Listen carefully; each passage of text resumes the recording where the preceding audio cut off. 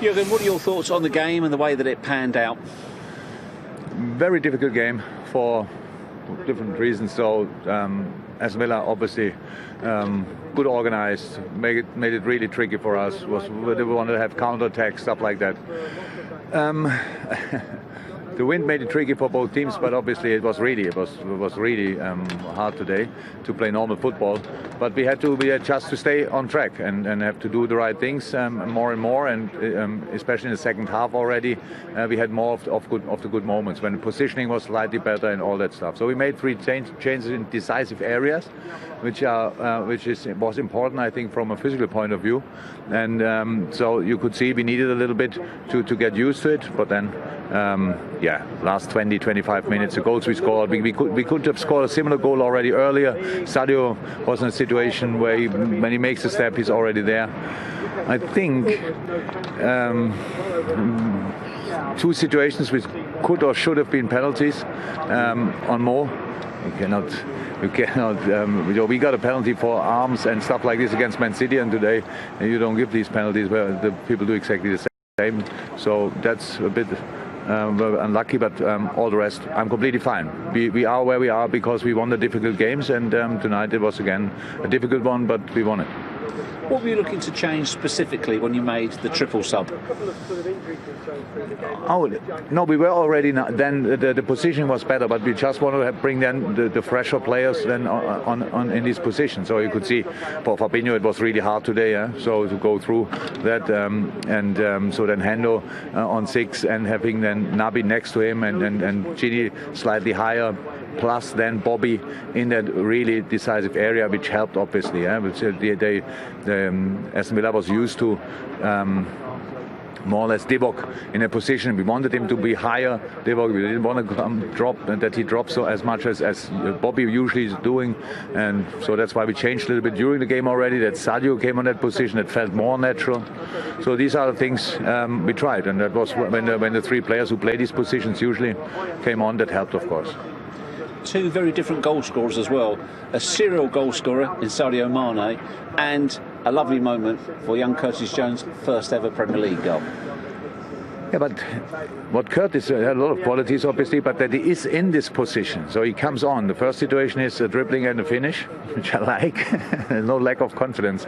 And then the next situation, it's a cross. It's with the win, not a perfect cross, but more made it happen that the ball comes inside again, and then he's from a position 8 is in the 6-yard box pretty much. So that's his strength. He wants to be there. He wants to be decisive, and that's really good. So he deserves the goal. He deserves the appearance and the game. So I'm really happy for him. When it's 0-0, I don't think we have to win it because of the record. I want 3 points. That's all what I want. And we can see how exceptional the last season was, for example, with 97 points to get there. Even now with 89, which is obviously an exceptional mark as well. We need to get 8 points still to have only the points from last year. So we don't think about these things. There are 3 points to get, and it's difficult enough. Brighton is fighting for the league, on a good position now, probably a bit relieved maybe. If they do something against us, they could pretty much already make sure that they stay in the league and all that stuff. So we need to be ready for this game. And today, Aston Villa was fighting with all they had and tried to get here and there an attack and maybe a finish. And that makes life uncomfortable. So I like it. It was not a brilliant performance, but it was a good performance which earned us 3 points. Thanks, Jürgen. Welcome. 89 points. Can you see them getting to the 100 mark and even going past Manchester City, 101? And they're not quite at it, but yeah. I mean, it comes back to who they're going to be playing in that period. They're not quite at it, and as good as they are, not as great as they are. And you have to say they've been great for 2 years. I'll come back to it. If you're just not... Sadio, in the end, it was a comfortable 2-0 victory at the end, but how hard did you have to work for it? Yeah, obviously it was not easy for us. And today it was a little bit windy and the pitch was dry, first of all, the first half. But I think the second half we react good and as a team. And the mentality was right, and we push as a team until the end. And we create so many chances, some chances, and finally we scored 2 goals. I think Even it was not easy game, but at least we deserve these 3 points. Did you just have to keep doing what you were doing and be patient?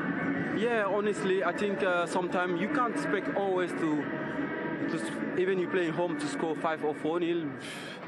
It's a good opponent. Even the situation was not easy. It's complicated for them, but there was well organized and they defend properly. And for sure, we've been playing passion and to push until the end. And finally, when the gap opened, and finally we scored the 2 goals. And yeah, that's it. That's it. What is it about you and Aston Villa? 6 appearances, 6 goals.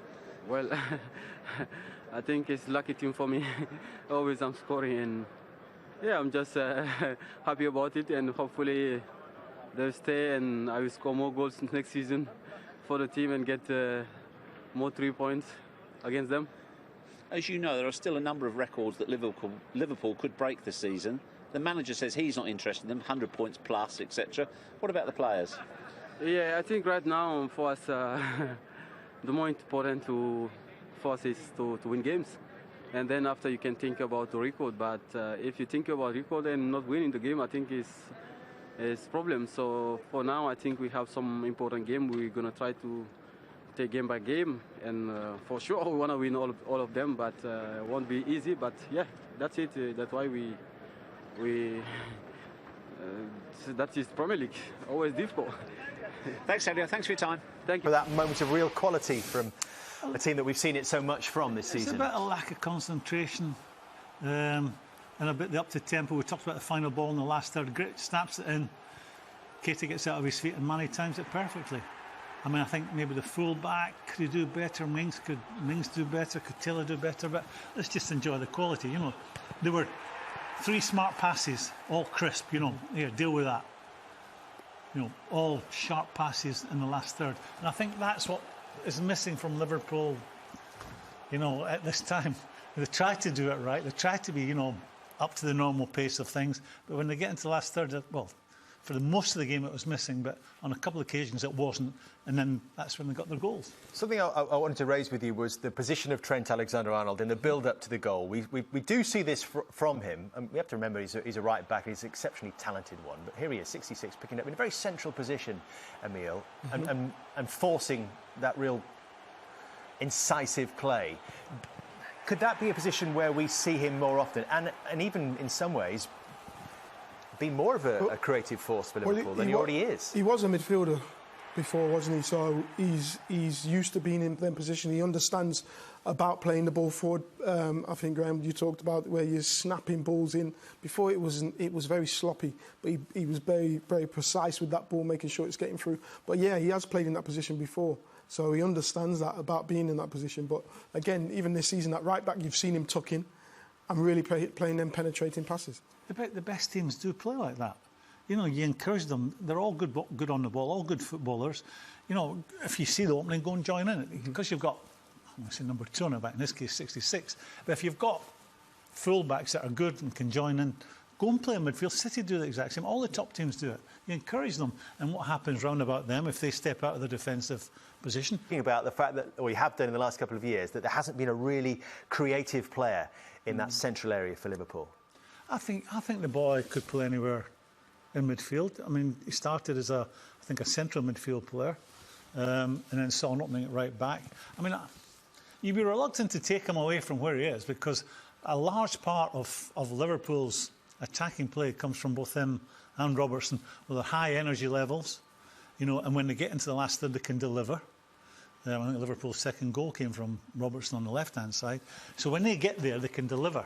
And I'd be reluctant to change it. I mean, I don't know what he's got coming through in these young boys. But looking at it, you know, you've just won the league. You are the current European champions and World Club champions. You know, if it ain't broken, why try and fix it? You're always talking about you've got to improve. You've got to improve at the top. I'm not saying it's impossible. Are you talking about is it Curtis Jones? Well, there's Nico Williams as well, who's the young fullback? right back. That's the one I'm talking about. You see him there, 6 foot. Yeah, I mean, I don't know because I'm not seeing that boy play. I mean, why not? Because they do so well. Because Trent does so well at full-back, why not try him as in the forward one in the midfield position? I mean, the modern player today, The modern defender today has to be able to take the ball at the highest clubs, has to take the ball, be able to play a 1-2, deliver in the final third. So, yeah, why not? What do you think, Emil? If you was to ask him, he'd be happy, more than happy to play midfield, because that is, I would say, he would probably say that's his natural position. But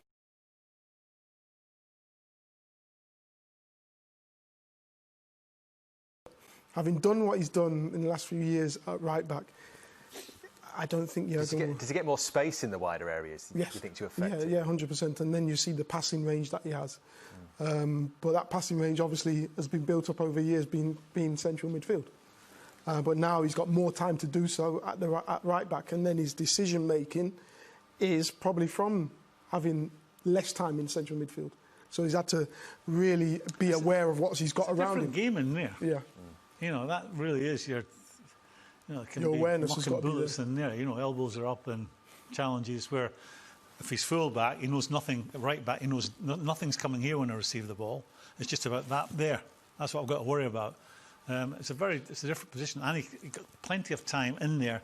First touch, get it out of your feet, get your head up, and then he's as good as anyone out there when he gets a chance to deliver. Well, there are good young ones coming through. We talked about Nico Williams, Harvey Elliott's been talked about, and then we see that lovely little cameo from Curtis Jones, involved in the build-up to his own goal here as well. Yeah, he's one-touch and two-touch play. Keep always moving, always showing, and then this touch to drag him away from Douglas. And then keep moving with the ball and driving. We haven't seen that much from them. The cross goes over his head, Emil. He just takes a few steps back here. Is that something that's coached, or is that instinctive play? That's instinctive. Again, driving with the ball. But when you see someone who can actually either bring the ball down, but you've always got to make an angle for him. If he stays in there, you won't be able to find him. But he drops back, nice cushioned header back, and a good finish. What about having the confidence at 19, Graham, to come into a senior team like this, the champions? He's already had one shot before this. He's not fazed by it. OK, there's no crowd there, but he's not fazed by it. He'll be training every day with these guys, and that'll make him better and better. Thinking quicker, first touch better, moving the ball quicker. Totally instinctive. He's thinking, I can get on the end of Andy Robertson's cross here. It's going too high. He knows where Salah is, so he's already stepped in. Totally instinctive. He's thinking, I can get on the end of Andy Robertson's cross here. It's going too high. He knows where Salah is, so he's already stepping back, and then he has to adjust his feet to get his volley off. Gets a bit of luck, it takes a deflection on the way in. But you can see he's going to be a player. When you look at young players like that, you're thinking, what will stop them being really good players? First thing, God forbid, any of them get any bad injury that would prevent them fulfilling their potential, or they're not at the right club, they're not mixing with the right professionals, so they end up being allowed to get the big head on their shoulders when they've done nothing in the game. I don't see that happening at Liverpool. Liverpool's never been a football. Liverpool is not a city where you're allowed to do that. It's not a city where you can allow to get the big head on your shoulders. You're soon brought down to earth. We had a little discussion about Jack Grealish before the game, and there was a difference of opinion as to what he is now and what he might be. What did you think of his influence on the game today, Emil? Yeah, he huffed and puffed. He had a couple of chances where I think Alisson made a really good save from him. But again, they use him to get a lot of their work going. And it was just a difficult day for him, a difficult day for Villa, because a lot of the times it was defending. But again, once they're defending really solid, can they break? And then they did it a little bit. They did it better in the first half than they did in the second, but still created a few chances in the second half. Do you see glimpses? There's no doubting he has genuine quality. It's just how you think he's ready to go to a bigger team, and in a bigger team he wouldn't have to take so many touches, because people will be showing for the ball and making better movement for him. I'm not so sure. I think, what can I say? We won't know until or if that should happen. He has got qualities, but I'm trying to think how. See, at the top teams today, do Liverpool carry any passengers when they don't have the ball? No. So, we're Man City, definitely not. No one has anyone who is standing with their hands on their hips when you lose the ball. Everyone has to get the sleeves rolled up and press, or be the second one to press, or the third one to press. That's something that's not in his game right now. Is that fair, Emil? When Liverpool give the ball away, within 3 passes, they try and get it back straight away. Whereas Villa, they will drop back into a certain and just keep a certain shape and be very solid. So I'm guessing it's just the tactics that one maybe that they're playing at. Are you related to him? proper I'm Villa not denying lad. he has talent, but for me, there's a big question mark. Well, he's got to find some inspiration from somewhere because Villa have